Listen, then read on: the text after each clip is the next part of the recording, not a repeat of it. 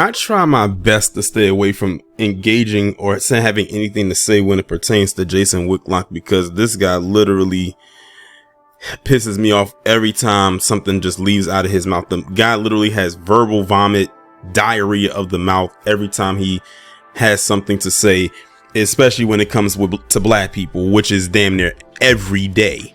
He can't go a day without tap dancing.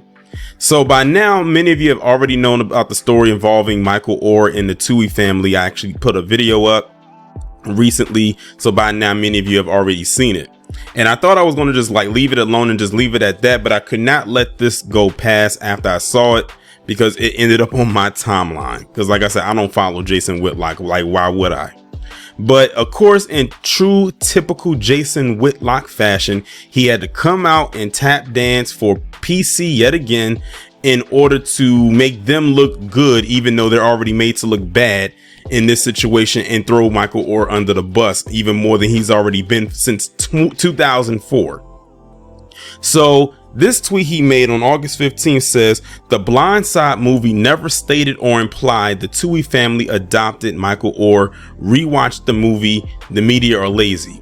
And I'm sitting here thinking to myself, I remember seeing the trailer for this movie back in 2009 when it first got advertised. And I vividly remember a scene in there, or a clip from the movie in there, where the Tuohy family is literally sitting down at the table and Michael Oher is right there, and Leanne asks him, "Would you like to be a part of the family?" or something to that effect. And I forgot what line he uttered back. If anyone has seen the movie, y'all can let me know what it is. But if you go and look at the trailer, you can actually see it right there. It's put in the trailer. So you didn't even have to watch the movie to know that line was there. But he's saying that it was never stated or implied that the family adopted him. What I find even more interesting, though, is that I was able to come across a few things, might I add, where it expresses that Michael Oher was quote unquote adopted or taken in by this family. So I want y'all to go ahead and listen to this clip, as well as these two images that has a picture of Leanne Tuohy's, well, one of her sons, and look at the caption that's the header, that the headline that's on there, and then there's another picture of her, and look at what it says underneath that story. You know, look, not everyone can go out and adopt a 6'6", 350-pound African-American young man. You know, he's a lot hard to find clothes for. There are issues, but we can all do something.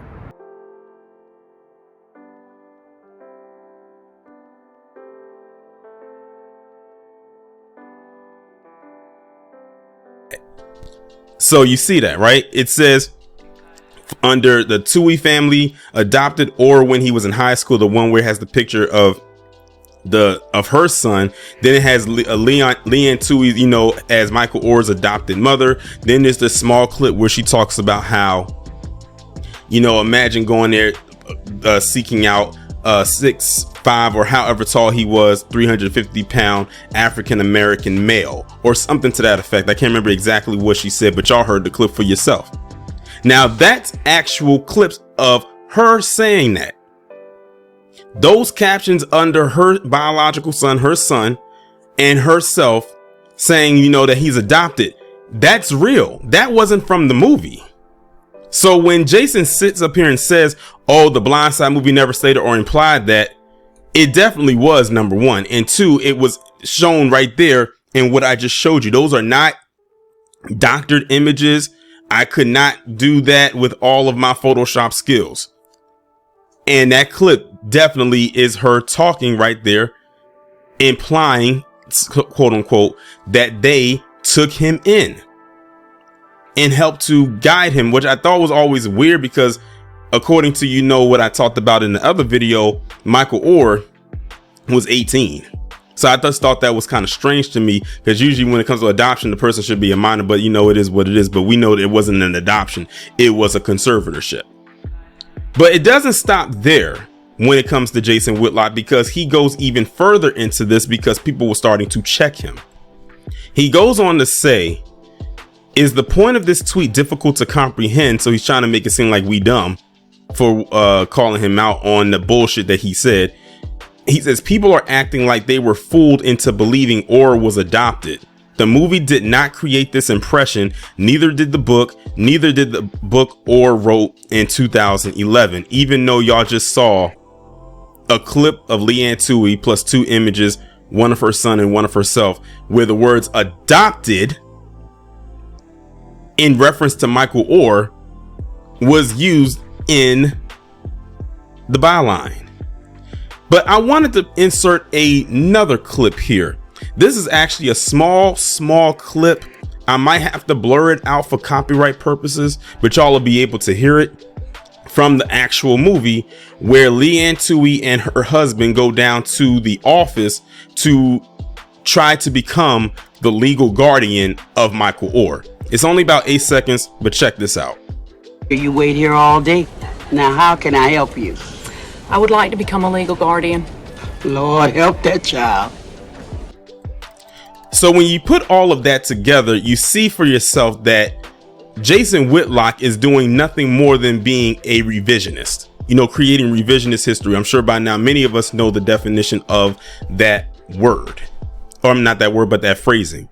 When you have actual history and you switch it up to try to fit a narrative or an agenda that you have. But this is who he is. And I'm not surprised because, again, Michael Oher is, or was an athlete, played in the NFL, big, black dude. And that's ripe for the picking when it comes to Jason Whitlock, because that's all he picks on is black athletes, preferably black male athletes, whether they are still in or former.